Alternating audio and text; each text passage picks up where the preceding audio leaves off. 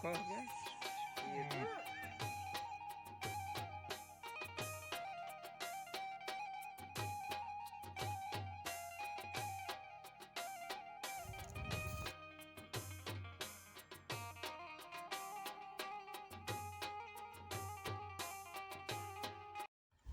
મિત્રો, જેમાં તેની ફરી વાત તમારું સ્વાગત છે આપણે આ બ્લોગમાં. અને અત્યારે જો આપણે જઈ રહ્યા છીએ આપણા માલ છે ત્યાં.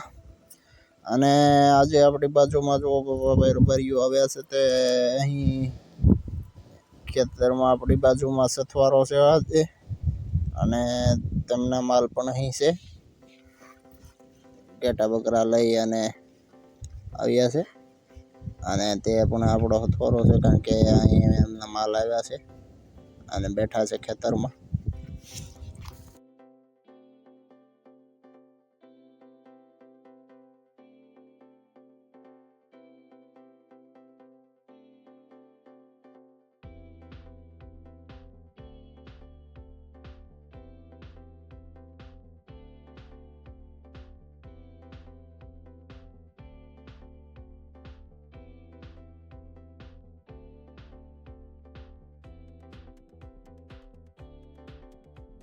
અહીંયા જો મિત્રો ઘેટા બાંધ્યા છે અને આપણા પાટા ઊભા છે, કારણ કે આપણી ભેહું આવે છે.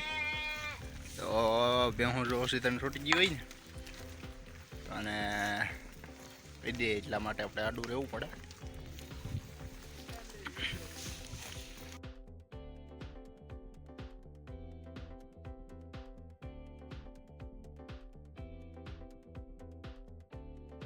અહીંયા જુઓ ખેતરમાં તેમનો નેહડો છે અને આપણે ભેહું લઈને જઈ રહ્યા છીએ.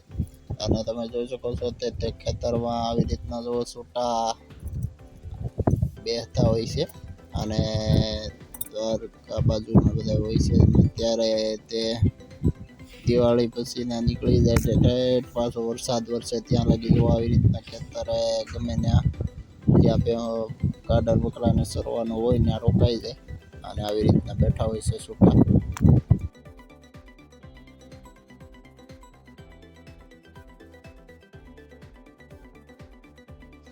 આ જો ખેતરમાં ભેહું આપણે હેલી આવે છે અને તેમના નેહડો પણ ખેતરમાં છે.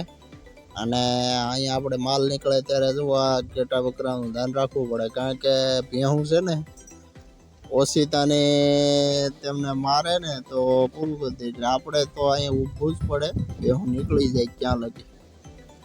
અહીંયા જો બાંધ્યા છે. તો અટાણ જો આપણી ભેહું દોઈને હવે તેમનો નેહડો અહીંયા ખેતરમાં છે, ત્યાં આપણે જઈ રહ્યા છીએ.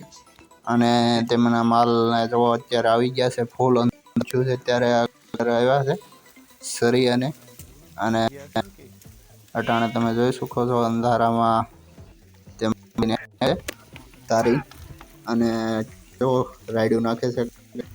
કડીક આવતા તે એટલા મારી અને પછી બેસી જાય અને ફરી દે જાળી ને ગડર જુઓ બેસી જાય સરીને આવ્યા છે. અને આ ઊંટ છે જે તે બેઠા રહે ખાલી છૂટા અને ગડર ને તો બાંધીને ભરતી જાળી મારીને એવું કરશે તેમને અને છૂટા રાત આખી બેઠા હોય છે ખેતરમાં. જો ફરતી જાળી બાંધી દીધી છે અને ગડર બકરાને બધાને અંદર પૂરી દીધા છે.